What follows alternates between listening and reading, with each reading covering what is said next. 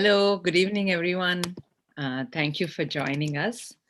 This is the Restart India Live, and it's about real challenges, real conversations.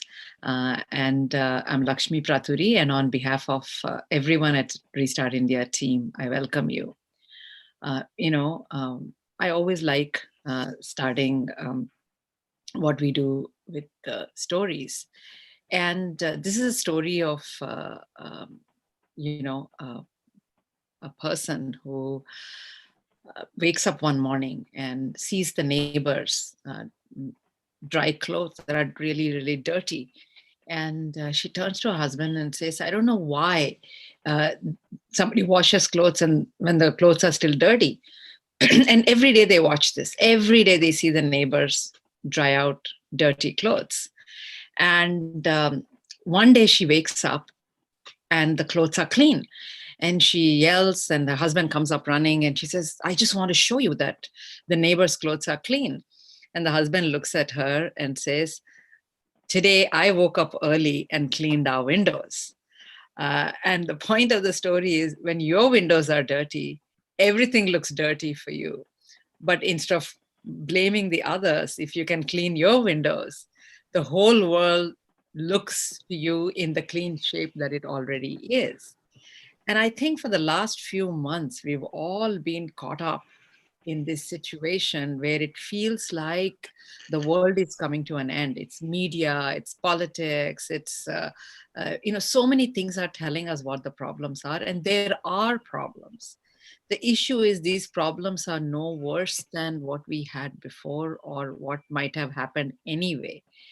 And it's our nano, small, medium entrepreneurs that have shown us time and time again how they have looked at the clean side of the world. There's a problem, no issue. How can we readjust ourselves? So there is a lot we all need to learn in cleaning our own lenses, cleaning our own windows, so we can have we can see really the possibilities that exist.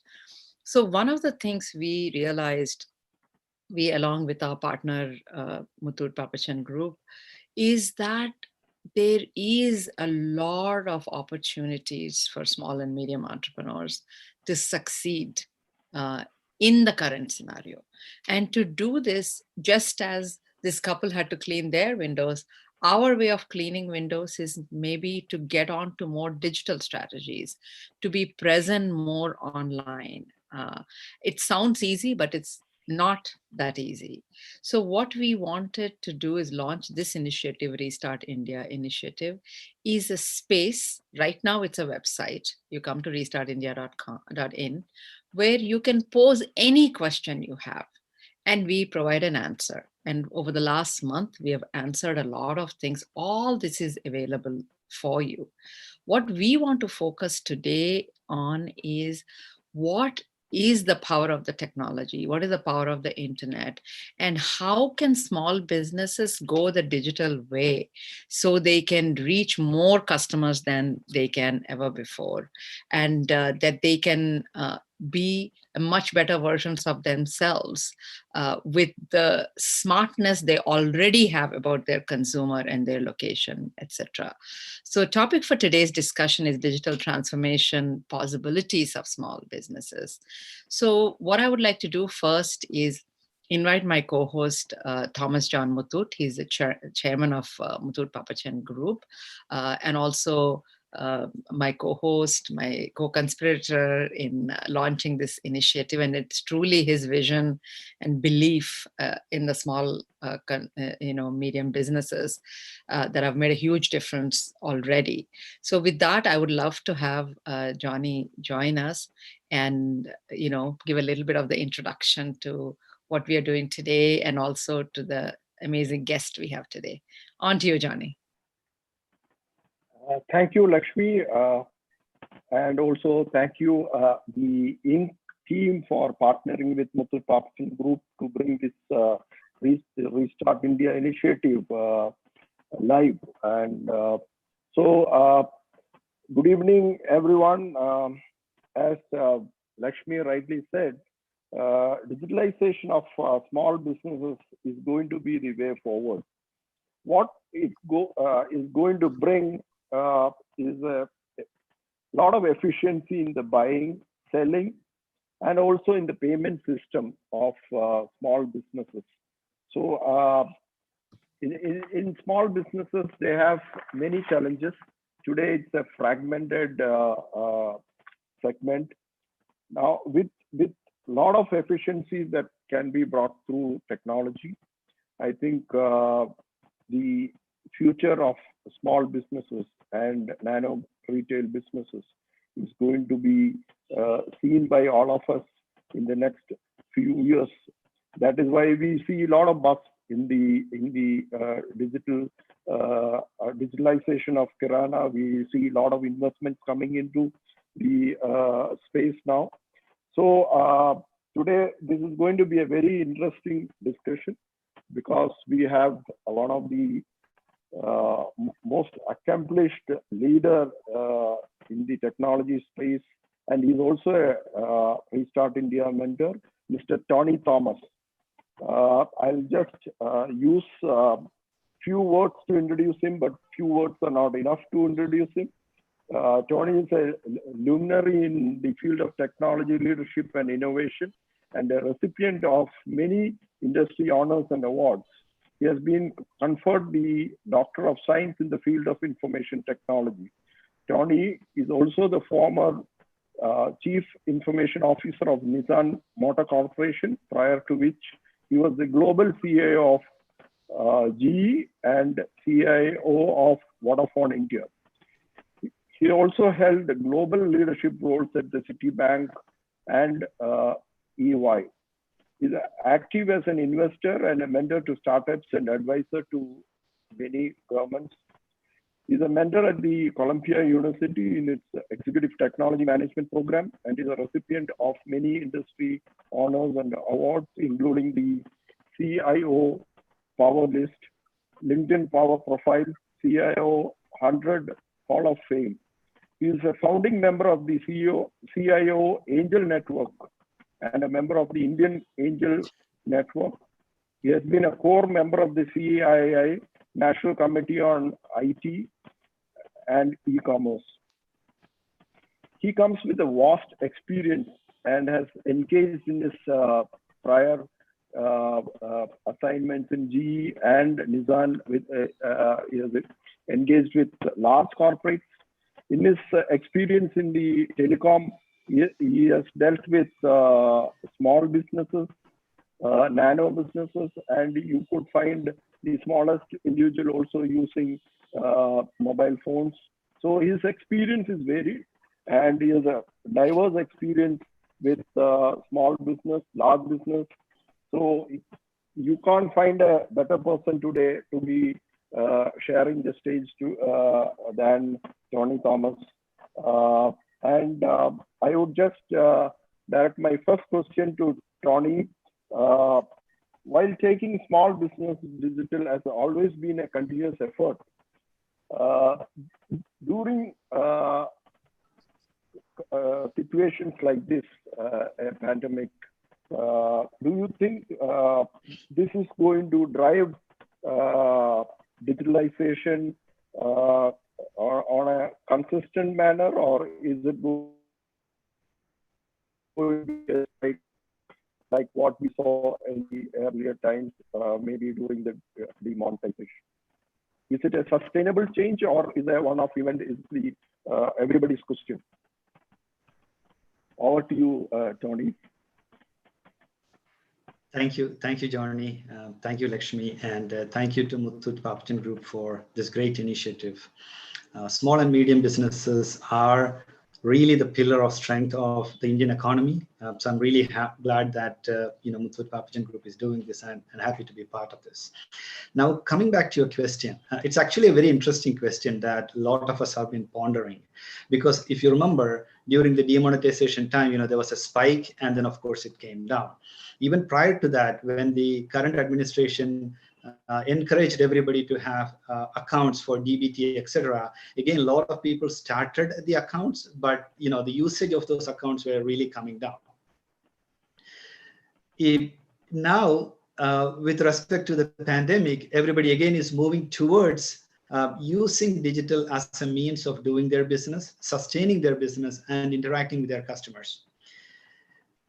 What I can tell you from my anecdotal evidences so far, I'm not really too confident that this is going to be sustainable or this is going to remain sustainable without all of us taking strong actions to make it sustainable. To give you an example, already many companies that started with work from home have started pulling people back to the offices, and you started doing business as usual in the old form. So will it sustain? Will it go forward?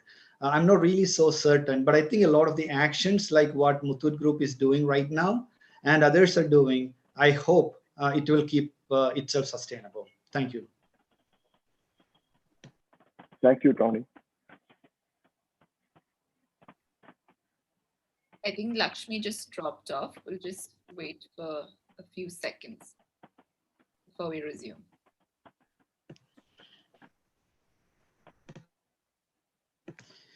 Yeah, while we wait for Lakshmi, I can also kind of add to the fact that Johnny, opportunities like this usually happens when there is a threat of existence. And I believe that today a lot of the businesses themselves, the small businesses, are really at a threat. For example, small restaurants. A lot of people really don't go out to eat anymore. A lot of small shops that people used to go and shop, randomly for other purposes. A lot of people really don't go out to shop. So how that affects them. Even health. We don't usually now go to our doctor for, the clinical checkups and things like that. We talked about learning, work, travel. Travel has come down dramatically. So especially in an economy which is tourism driven and service driven, when travel becomes a challenge, that a lot of these things will really pull back. So I think in the end, a lot of it has to be, one, from the businesses themselves, two, from the consumer, what the consumer drives and pushes forward, and three, what the government and support system like this Restart India that Muthoot Papachan Group is doing can eventually take it to the next level. So I think it's probably a confluence of a lot of these things, Johnny, that can in a way take it forward. It's also, I think it's an experience for the user and also for the small businesses. For once they get a good experience using digital, I think it can sustain. And if it can bring efficiency in the buying, selling, and to maintain payment systems, I think this is here to stay. It's what I also feel. Let us hope for the best. Yeah, and you said it right, because once you start using it, once people, it's always a bridge, right? You always have to cross that bridge. Once you cross that bridge and you're on the other side, like for example, right, I never used to feel comfortable without reading a physical newspaper. And I had to read that regardless of what the story is. Now, since I've been abroad for a few years now, I've not really read the local newspaper, the physical paper print in my hand.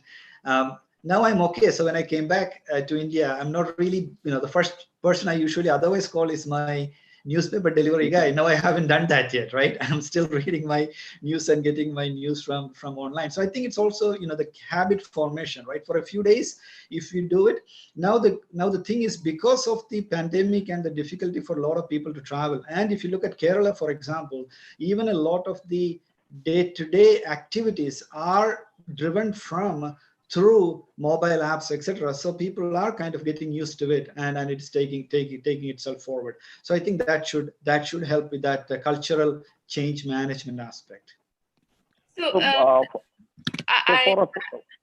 sorry, Mr. Muthoot. I thought I'll just pitch in for Lakshmi till she joins back. So there was one question that she wanted to ask, that technology for a small business doesn't always mean, buying a computer, a server, investing in all of this. Like, it can be something as a pay-as-you-go model or just accessing software. So how do we make the small businesses understand what digital means and the importance of going digital? Like, how can we make this a continuous process? How do we change this mindset? Yeah, Tina, that's a very interesting question. When and Johnny talked about that, I was the CIO for Vodafone many years ago. At that time, one of our huge push was to digitalize the small and medium enterprises. And that time, we would go meet the architects, we would go meet the clinic with one doctor, two doctors. We go to the Kirana store. As you know, most of the mobile phones are sold. SIMs are sold through Kirana stores, and recharge is done through Kirana stores. So when you talk to a lot of these people, the minute we say computerization, technology, software, etc., they think that for them to do that, they need to buy a few computers, they need to have computer support center in the back end. You need to do a lot of those mechanics, you need to have people who are always on beck and call, and last but not the least, they feel that they are not literate enough to understand and operate these technologies. But as you know, in the last few years, the advancement of technologies, the move towards apps, the move towards a lot of the OTT capabilities that are coming in have made the adoption of technology very easy.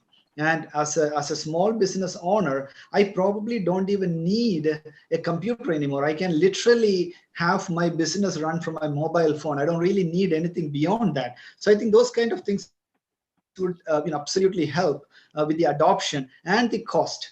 The other aspect, Tina, is the move from what we call the capex to the opex, the move from buying computers and building software to moving on to cloud and using technologies and software as a service from the cloud.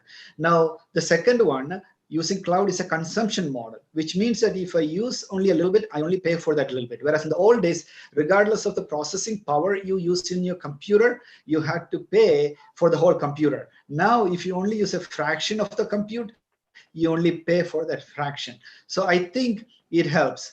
Lastly, the cloud in itself has a lot of software as a service kind of capability. So you can literally go and sign on how your CRM system, how your payment capabilities, like Johnny mentioned earlier, a lot of these things literally turned on with a few questions like you would otherwise. So I think in that sense, a lot of these things would become much easier in adoption. So technology adoption is not a barrier anymore. It's not something that to be feared. And I don't think it's a lot.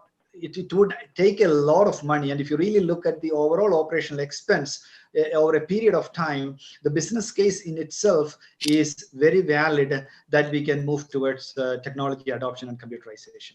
Thank you, Tina, on behalf of standing on behalf of Lakshmi and asking the question. No problem. We're just covering that first question on like what technology means for a small business. That it's not like just computer, server, and so on. So Tony was just giving his insight. Great, great. I apologize. I had a internet accident. I don't know what happened. But, Tony, I thought it'd be great if we can take some, audience questions also. Sure. We have a question from Girish, and it's about, he says, I'm a Kirana store owner. How can I set up my business online? What are the minimum things I need? Yeah, we were kind of just talking about that a little bit, yeah, but I didn't get to the details. But for a Kirana store, if I think about it, right, what are the things that I look for? And I'm talking from my perspective, right? I mean, Girish would have, absolutely different perspective. But first and foremost, I need to have more customers, to come in so that I can increase my sales, right? That is one thing. Second, I need to fulfill my supply chain.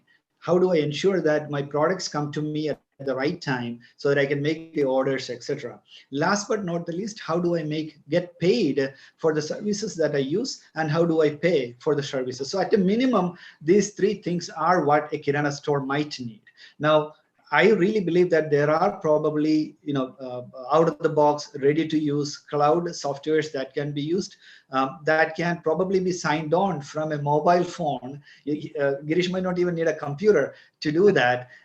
Through mobile apps, he can get in and then do some of these things. So there are many lightweight CRM-ish, CRM being customer relationship management, knowing your customer who buys from you. And in today's pandemic world, it might also help with delivery, knowing the customer's residence address, contact information, repeat orders, all sorts of things, so that the Kirana store, the local Kirana store, can now take the product to the customer instead of the customer coming to the shop to take the product. And last but not the least, like I said, payment is a very important thing with the UPI and some of the other new capabilities that are coming out there. I think it's also a breeze at the end of the day to do a lot of these things. So if I were a Kirana store right now, I'd be very bullish about going digital. Correct.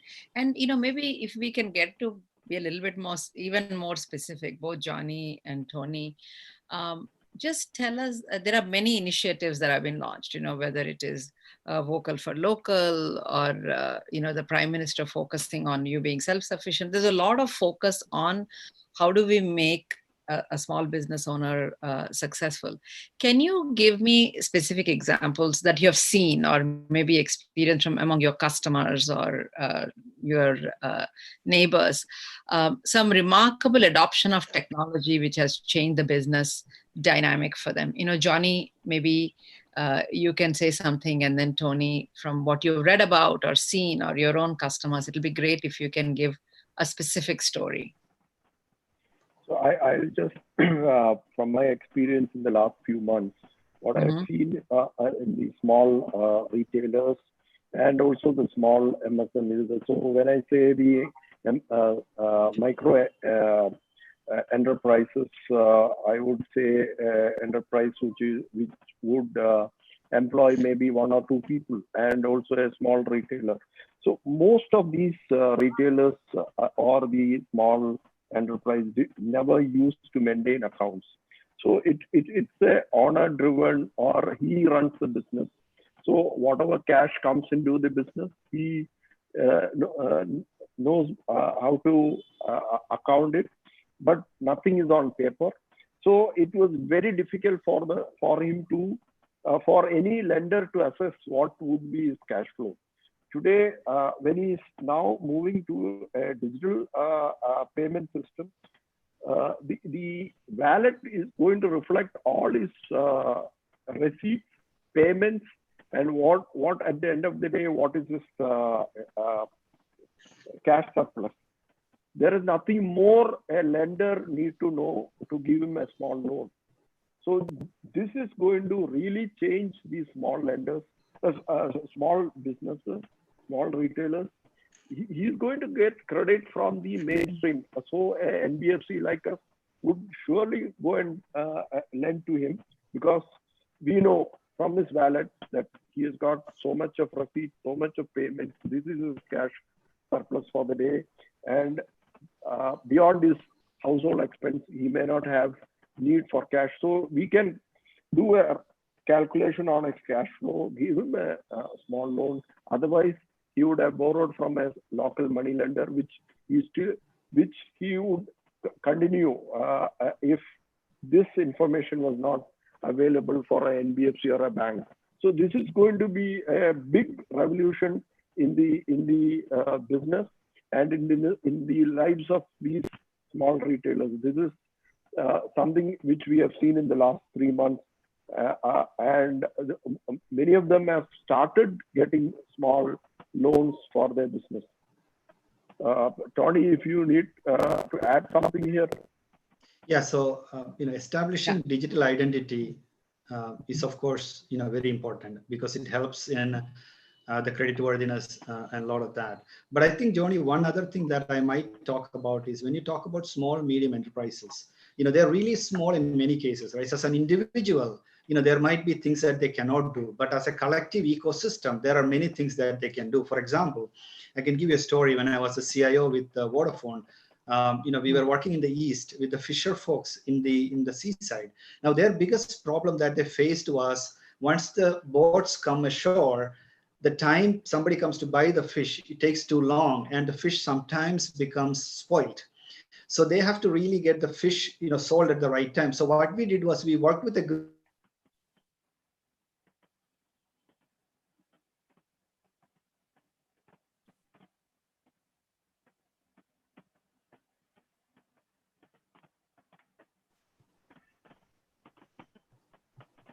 Sorry, I think I had an internet issue. So I wasn't sure it was me or you. So. I think there's some stability issue today for all of us. No, I was just talking about, Heard you so till the fishermen's group that they. yeah. So what we did was we deployed SIMs in all the boats that were going out. So as soon as the boat is about 2 kilometers near the shore, the signal would come, it will send an SMS to the buyer. So the buyer can be at the shore by the time the boat comes in, so that you can actually then ensure that the fish gets to the buyer and to the market without getting spoiled. So you can actually do a little bit. When you're doing it alone, it might be difficult, but when you're doing it as a group, it might be much more powerful. Yeah. I think even something as simple as having a Paytm or something on enablement. So like there is a small fruit seller near my house, and this lady has been selling to us for the last 10 years. And the minute the demonetization, all these things happened, when I go there, she has like a couple of options of I can swipe my card or take the Paytm. I mean, literally within 2 days, she's up and running with some other things. And as Tony, as you were saying, you really see these changes in front of your eyes by way of a computer and got an internet connection or whatever. She just has the same phone she had, but that one app, and how to use it, that she learned. So Johnny, is there anything you can tell about, because you have so many of these people, is there a specific business, a hotel that has transformed, or a small business that has transformed because of the digital technologies? Many of the small retailers are reluctant to take registrations, or if they are already registered, they don't want to go beyond a particular size. Today, with technology, I think when you build efficiency in your buying side, in your selling side, buying and selling side with good payment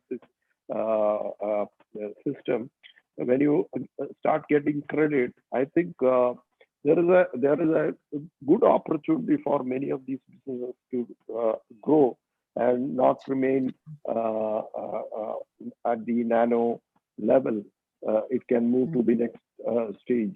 And there are a lot of initiatives now the government of India has taken. Yesterday, we heard the Prime Minister announcing that for the street, even for the street food vendor, technology would come to do the delivery. So these are never things which we have never imagined this could come. And so the entire space is getting reimagined. There are a lot of opportunities for every nano, micro enterprise or entrepreneur, is what I see. Okay. We have an audience question from Sri Kutti. As a small entrepreneur, should I invest time and effort in digital or social media marketing? I mean, till now we've been talking about digital marketing, right? I think this is a good question that Sri is asking in terms of social media marketing. Is it worth it? So, Tony, I'll let you answer and then I'll chime in. Sure.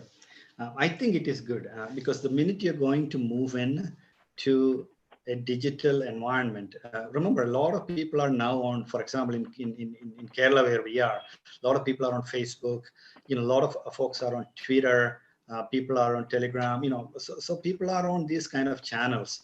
And if you move out of India, the Line, the Link, the various other products like that, a lot of businesses happen there itself.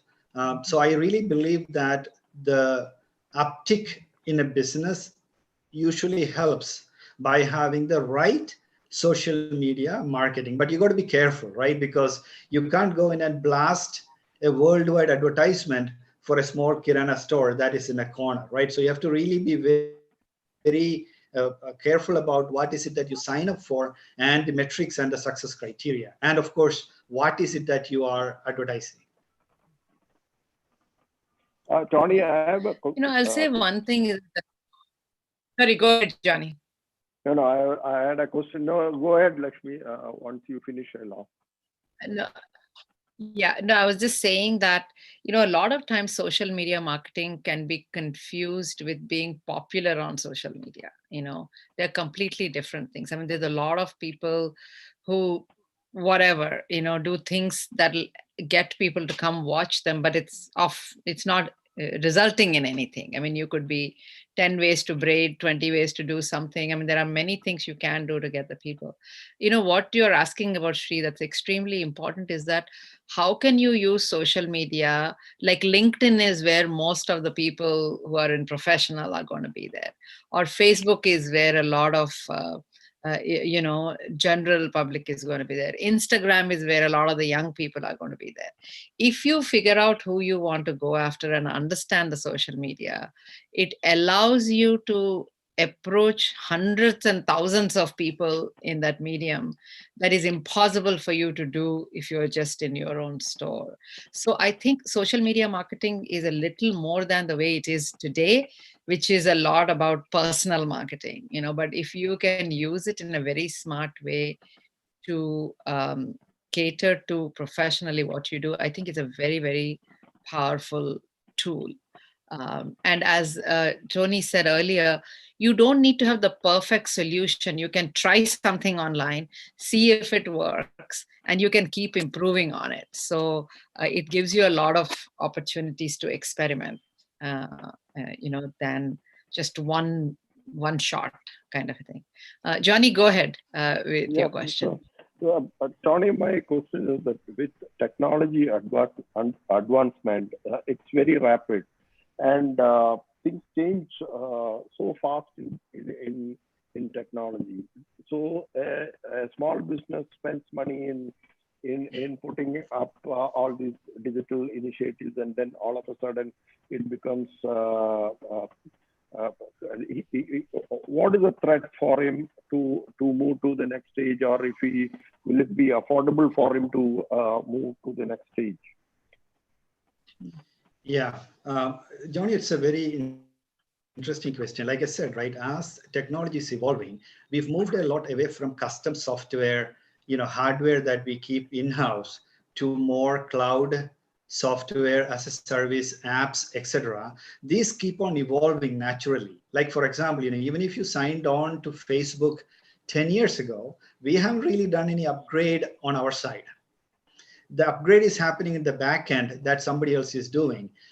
Versus if you created your own software that does that, then we have to keep on upgrading that. So a lot of this, I really believe that will evolve if you use the right stack. And today's world, cloud is the best option for a small and medium enterprise, because you buy small, you pay small, and it kind of keeps upgrading itself without us even getting involved in, and then moving into the next generation. So Johnny, I don't believe obsolescence could become an issue if we do it the right way.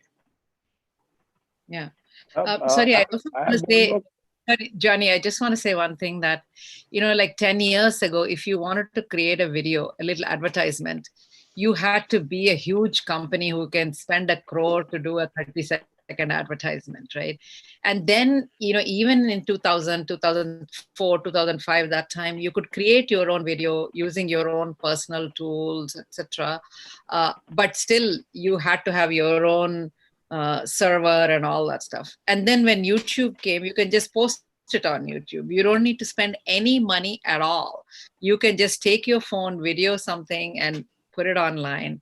So the cost has really, really come down. So I just wanted to give an example of how people are able to use the medium, because it's free. It's, pay as you go kind of a model. And yeah, go ahead. Go ahead, Johnny. So, Tony, I have a related question. For the small business owners, what kind of skilling they require to move to this next stage of digital, or to adopt digitalization in their business? Do they need any special skilling, awareness of necessary technologies? What do you think? Yeah, I think the answer is in what Lakshmi said earlier. How much skill do you really need to put a video on YouTube today, right? How much skill do you really need to put an advertisement on Facebook today. Very little, right? Because it's as easy as sending a message back and forth.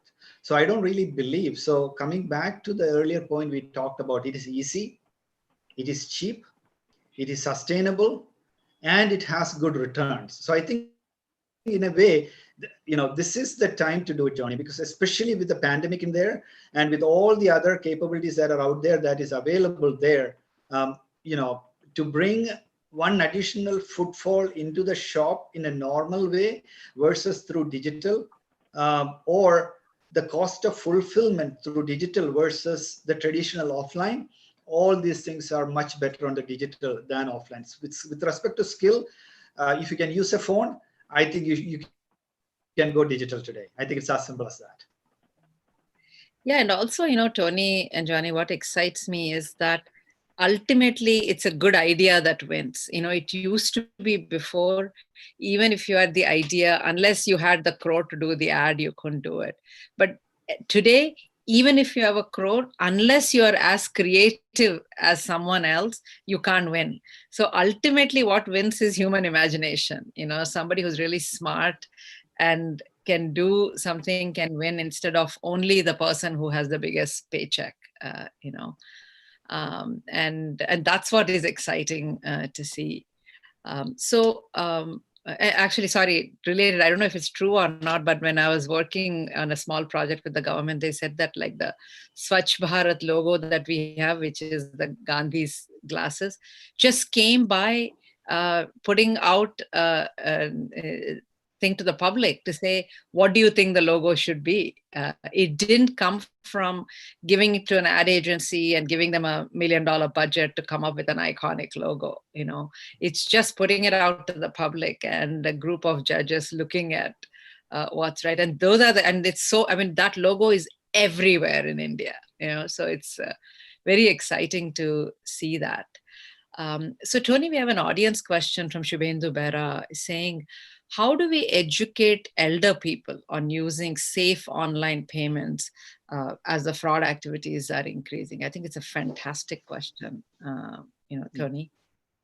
Yeah, it's a fantastic question. And sadly, I don't think there is a very easy answer to that, right? That is the problem. It's a real problem also. It's a real problem because the smarter we get, the crooks become smarter. Right. So we always have to be one step ahead of them. Otherwise, we end up in trouble. But there are some very simple things that we can do. Like, for example, if you are using payment online, ideally do not use your bank account, your checking account, your savings account, and expose that for transaction. Right. It's always better to use maybe a prepaid card so that the worst impact that you could have is the amount of money that is in the card, right? Other one is, do not click any link, ideally, because a lot of these links, especially for older people who cannot read the, the specificities in the, the links to know whether it is a phisher, who is trying to, extract information from you, etc. So it's better not to click on any links.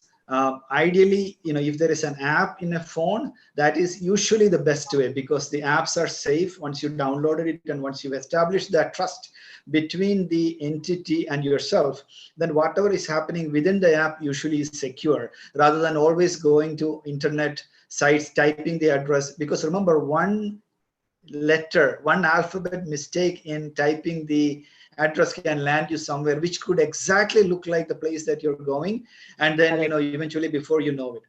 Lastly, if you're not sure, do not pull the trigger, do not hit yes, do not send a response back to that SMS, do not enter that additional number.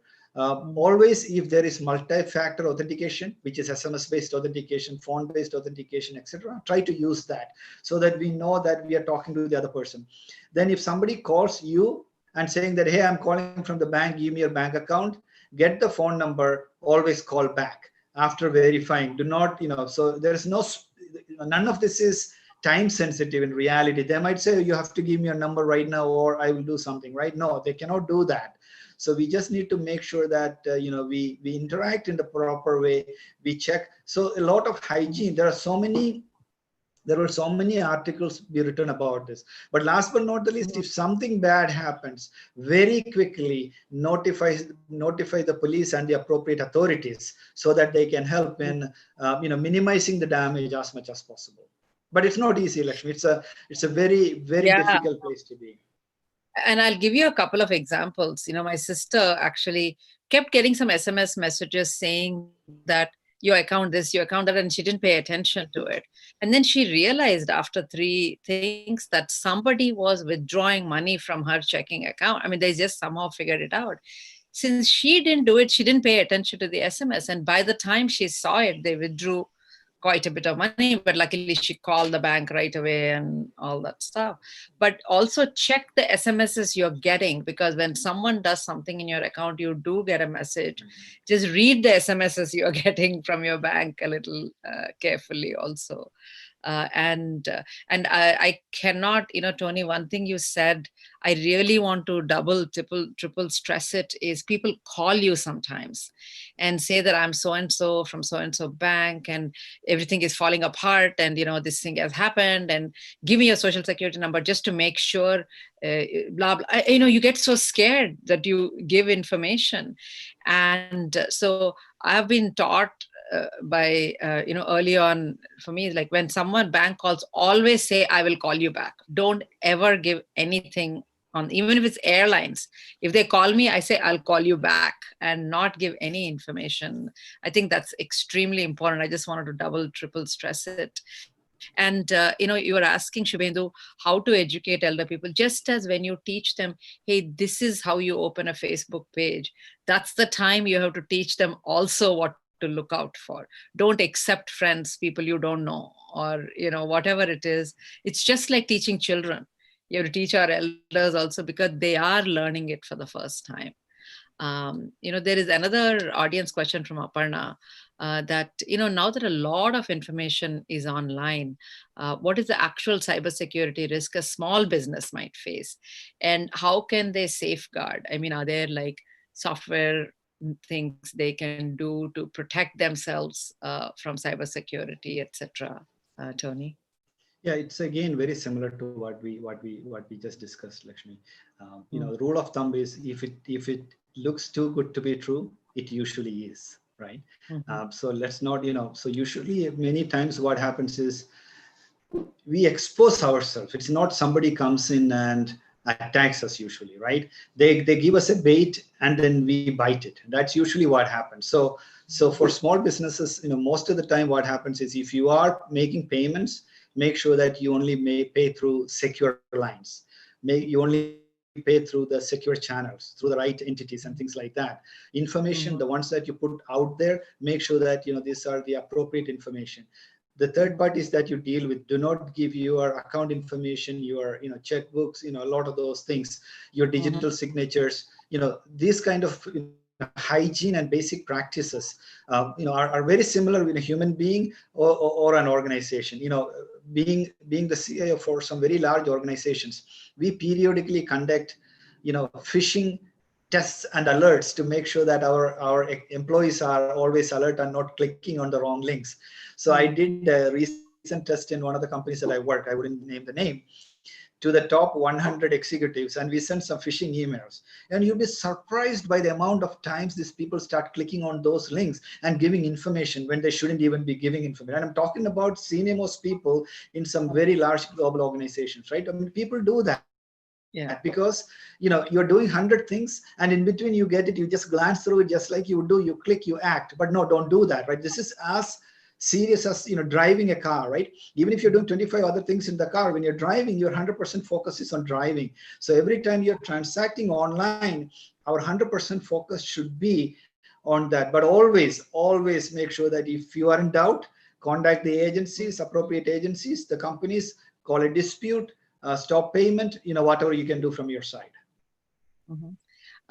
Johnny, there is a question for you from the audience. Dinesh is asking you, what is the impact of COVID-19 on the fintech industry? I mean, maybe in your own experience, what have you seen so far?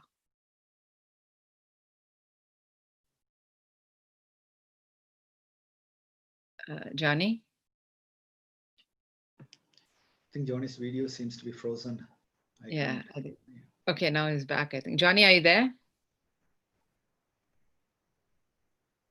Okay. Tony, maybe I'll ask you the next question. Johnny, are you there? Okay, good. Johnny, did you hear my question? You're on mute, Johnny. I didn't hear a question. Okay. The question is from Dinesh in Kerala. Johnny is asking, what is the impact of COVID-19 on the fintech industry? So, see, fintech are basically platforms where there could be services on the platform. If it is a lending platform, there would be a lender on one side and a borrower on the other side. So during this pandemic time, there was a lot of borrowers on the fintech, but the lenders were not there on the platform. But I think with the moratorium over, most of the banks, NBFCs have started lending. So lenders would come on the platform and people can start borrowing. So, but going forward, fintech is the way to go. A lot of fintechs are there. A lot of them are doing very well. Some of them are in the early stage. But there is a future for fintechs, provided both sides are met. You should have borrowers and you should have lenders on the platform. And also, you know, Johnny, probably because of COVID-19, there is so much more digital interaction now. I think the possibility for people in fintech industry to be successful also has gone up in sort of, if you have the tools to allow. More you use technology for your transactions or for any of your requirements, more of your information is on the digital space, which enables you to borrow, enables you to also get other services on digital. Mm-hmm. Tony, I have a question for you before I ask you something that the audience has asked. Is that, you know, how has this whole work from home affected the startup community? Have there been some interesting collaborations that have come up in the startups that you're mentoring, even that you know of? So just let's address this work from home a little bit. What are you observing in your ecosystem? Yeah, it's very funny. When the whole pandemic started, you know, in the large corporations that I manage, you know, we've always been ready. You know, we knew that, you know, if something bad happens, you know, X percentage of our employees can work very effectively from wherever they are because we give them the right tools. You know, we have the network capacity and all that. So once this happened, you know, I was really concerned about the startups that have been in. But to my pleasant surprise, all of them seem to work very effectively, and none of them seem to have had problems. But in the initial days, I think the biggest issue was day one, you know, nobody really had all the right tools, you know, the processing power, the bandwidth at home, or even a place to sit, you know, a right proper table to sit without, and a chair to sit without hurting their back and things like that. But I think that went on very quickly. People fixed all that, and none of them have told me there was any real productivity issue associated with this. So that's the good news, Lakshmi. That's what I'm hearing, and I don't know. I'm curious to hear about what you've been hearing. But from my side, I felt that you know, it's been a very epiphanic, eye-opening, enlightening experience for people to know that you don't necessarily need to sit in the same room, huddled together in an agile mode to drive outcomes. You can still be distributed, but still work in an agile mode. I know. I mean, my team keeps teasing me. We are about 12 people. They're like, what we couldn't convince you in 10 years, COVID has done it in like, you know, 2 months. Because, you know, of course, all my team members are like under 30, you know, and I'm a dinosaur, right? So I like everybody to come to work, meet each other and all that stuff. And they were like, why can't we work from home at least 2 days a week? I'm like, no, you know, everybody has to come to work. So because I can't, you know, I like to see people, I want to hug them, I want to sit next to them, and I want to work. I don't know how to work, you know, in a virtual environment. I thought. but when this forced us, and I never used Zoom till 3 months ago. I mean, it's like, I mean, yes, you used it, but it's like once a week or once a month or something like that. But the transformation has been amazing. And for me, just to say, I'm not sitting in a car 1 hour each way, or we are not wasting every day our meetings won't start on time because somebody is stuck in traffic or somebody's flight is delayed or whatever. Just the physical relief of not having to travel has been amazing. And I think, as you said earlier, the tools have also emerged so much that, I mean, look at it. Some are sitting in Trivandrum, I'm sitting in UK, some are sitting in Bangalore, and we are having this conversation, which would have meant somebody had to take flights to get somewhere. So I mean, it's changed our lives so much that literally in 3 months we gave up our office space. We do not have an office today. It's beyond imagination for me. Is like, my office is where I lived. So it's just amazing to me, the positive side of it. And having said that, I still would love to meet my team, at least once a week. I miss the physical proximity of people. And I think, somebody in the scientific community said this the other day, which is very interesting, is that all the innovations we have today came out of a bunch of people working together a decade ago. And for us to keep it up, there are people who have to come together and work. We can't forever be in a virtual environment. We have to figure out how to balance the two. But I think it's been quite eye-opening for me, this whole work from home. There is an audience question, Tony. After that, Johnny, I'd love for you to have a question for Tony. The audience question is from Mudit Mehrotra in Delhi, Tony, saying he's looking to expand my business via online platforms. Now, how do I master market conditions and deliver the best quality product for my customers? He's coming more from a not technology, but customer and satisfying a customer need. And one of the biggest strengths of today's technologies, digital, is the ability to know your customer, like like we used to do before. I used to joke about this.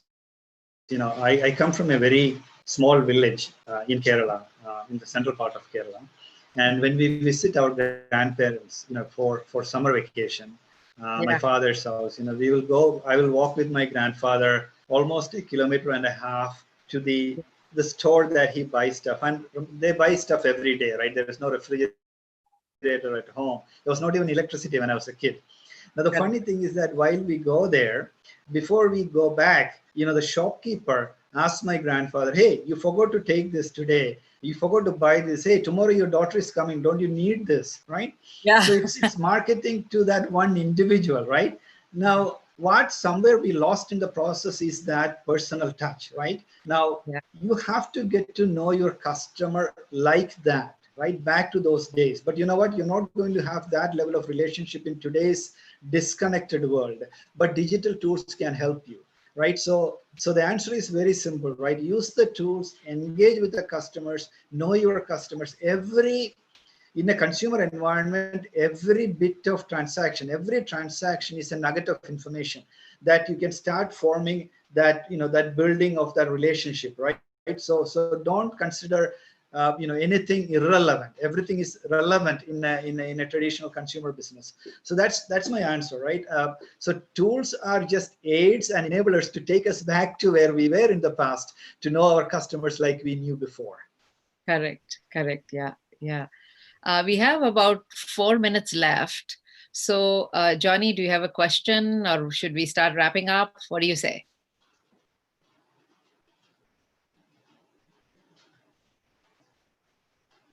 Johnny, you're on mute. I think Tony just answered my question. What tools would be available for the small business? I think there's nothing more from me. Yeah, okay. So Johnny, why don't you wrap up, and I'll let Tony wrap up, and then I'll wrap up the session. So it was a wonderful session, Tony. It was a pleasure having you with us, and you just came a week ago, and you are under quarantine now.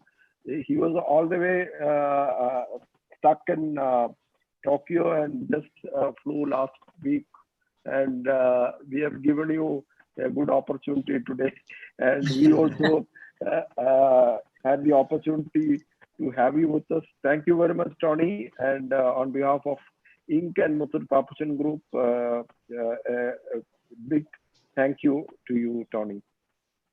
Thank you, Johnny, and thank you, Muthoot Papuchan Group and Lakshmi and Inc. team. Interestingly, I've known both of you for many years now, and any opportunity that I get to talk to either of you, I would never say no. You know that. And especially when it comes to a very important and something that I personally believe in, because I really believe that the worst affected in this pandemic, unfortunately, are the small and medium enterprises. And anything that we can do to jumpstart, to bring them back on their feet, because the strength of the economy is completely on the shoulders of the small and medium enterprises. Although we usually talk about the big enterprises, I believe the small and medium enterprises are the real growth engine for the economy and for Make in India, Atmanirbhar, all the beautiful things we talk about. I think small and medium enterprises will play a very critical role. So I'm so happy to be part of this journey in some small fashion. And thank you for allowing me. Yeah. And I just want to summarize by saying that I think what Tony said is really the key in the end, what he said in terms of when he went with his grandfather, the local person knew everything, right? And I think today we are in an amazing space where that kind of a personalized information is available for you. So you can do mass customization. Tools are available for you. So you can serve people beyond who touches your doorstep, and at the same time maintain that care, that intimacy, that personal touch. And more than anything, I think thanks to COVID, we've also become somebody who are comfortably innovating in our own imperfection. I think the industrial economy was about let's have the perfect solution and then introduce it. Whereas now, I mean, look at it in the last hour, I have been kicked out of the internet, came back on, and Johnny froze and Tony froze. And still, we are all having a conversation without worrying about it being perfect. So the key is to keep innovating within our own imperfection and walk toward perfection as much as we can, and focus on that personalization while serving many more than you ever could. So in whatever way Restart India site can be useful for all the small entrepreneurs, please log in, ask your questions, pass your comments, join us, and we'll see you again in another month, in another 2 weeks for another episode of Restart India Live. And we look forward to continuing the conversation. Thank you very much. Bye-bye. Thank Thanks. you, Tony. Bye.